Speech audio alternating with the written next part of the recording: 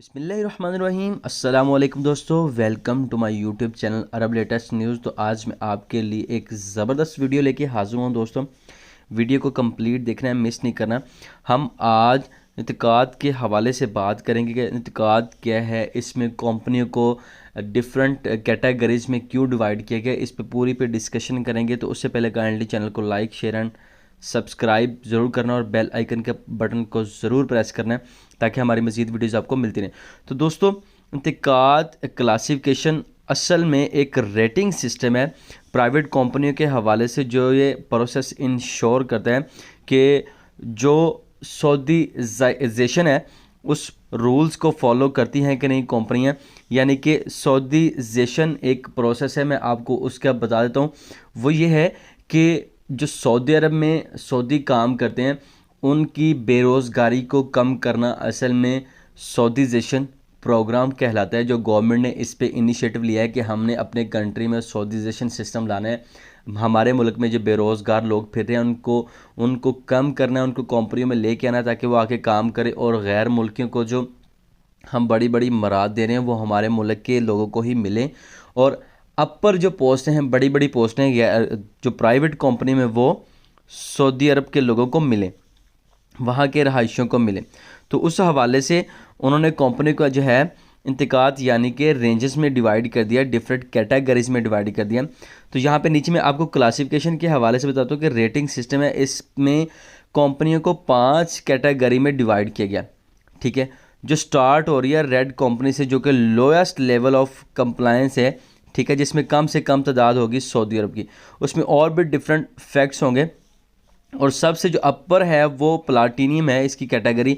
तो मैं उस हवाले से भी हम इस पर डिस्कशन कर लेते हैं। Platinum is the most prestigious classification rank of इंतकाद, यानी कि यह सबसे जो है वो अपर उसकी कैटेगरी है, जिसमें बहुत सारे आगे फैक्ट्स मैं आपके सामने रखता हूँ। Companies in the platinum category, इसमें 40% जो है वो सऊदी वर्कफोर्स होगी, तो वो प्लाटीनियम कैटेगरी में फॉल करेगी। यानी कि उस कंपनी में 60% अगर लोग बाहर के हैं, अदर कंट्रीज़ के, यानी कि पाकिस्तान, बांग्लादेश, इंडिया, ओवरसीज़ हैं, और 40% हैं, तो वो प्लाटीनियम में फॉल करेगी। ठीक है, उस कंपनी को मैक्सिमम से मैक्सिमम गवर्नमेंट जो है वो बेनिफिट्स देगी। ठीक है, फॉर कंप्लाइंग विद दिस सऊदीज़ेशन लाज एंड रेगुलेशंस, यानी कि अगर वो सऊदीज़ेशन के लॉ को फॉलो करती है, 40% सऊदी अरब के लोग वहाँ पे अपने काम के लिए रखती है। ठीक है, बहुत सारे उनको पर्क्स जो है वो कंपनी को एजेस हासिल होते हैं प्लाटीनियम कैटेगरी में जो फॉल करती है। उनको ईज़िली वीज़ाज़ दिए जाते हैं, ज़्यादा से ज़्यादा उनको वीज़ाज़ दिए जाते हैं। ठीक है, और अकामे जो हैं वो उनके जल्दी से जल्दी रीन्यू कर दिए जाते हैं। ठीक है, एक्सपायरी डेट से पहले 3 माह की एक्सपायरी डेट पड़ी होती है, 2 माह की पड़ी होती है, तो उनको जो है वो रीन्यू करवा देती है गवर्नमेंट, ये बेनिफिट्स देती है। उसके बाद दोस्तों ग्रीन है, तो ये मोस्ट कॉमन टाइप है जिसमें बहुत सारी कंपनियां फॉल करती है। तो इसकी भी आगे उन्होंने सब कैटेगरीज बनाई हुई हैं, high green, mid green and low green. तो उसको भी देख लेते हैं। जो हाई ग्रीन, मिड ग्रीन, लो ग्रीन है, तो उसमें 9% से लेके 38% तक वर्कर्स जो हैं वो सऊदी अरब के हो गए। सऊदीज़ेशन लाज एंड रेगुलेशंस के मुताबिक 9 से 38% अगर सऊदी अरबी उसमें अरबी काम कर रहे होंगे, जो सऊदी अरब के रहने वाले होंगे, तो वो जो है वो green, high green, mid green और लो ग्रीन कैटेगरीज में फॉल करेंगी। तो उस कंपनी को भी these companies are enjoy many perks and benefits of for developing their business, उनके बिजनेस के हवाले से उनको बहुत से एजेस गवर्नमेंट की तरफ से दिए जाते हैं सऊदीज़ेशन रूल्स के हवाले से। तो ये उसके बाद स्टेटस, यानी कि बहुत सारी इसको कुछ चीज़ें इसकी मिस कर दी जाती हैं जो प्लाटीनियम कैटेगरी को हासिल होती है। यानी कि वीज़ाज़ थोड़े से कम दिए जाते हैं इनको। ठीक है, अकामास थोड़े से डिले किए जाते हैं, थोड़े से डिले नहीं, यानी कि थोड़े कम अरसा में उनको जो कंपनी है प्लैटिनम कैटेगरी में, उसके हवाले से थोड़ा टाइम ज़्यादा लगता है। उसके बाद दोस्तों येलो कैटेगरी आती है, तो यहाँ पे लिखा हुआ this is dangerous classification to fall into, यानी कि ये एक बहुत ख़तरनाक कैटेगरी है।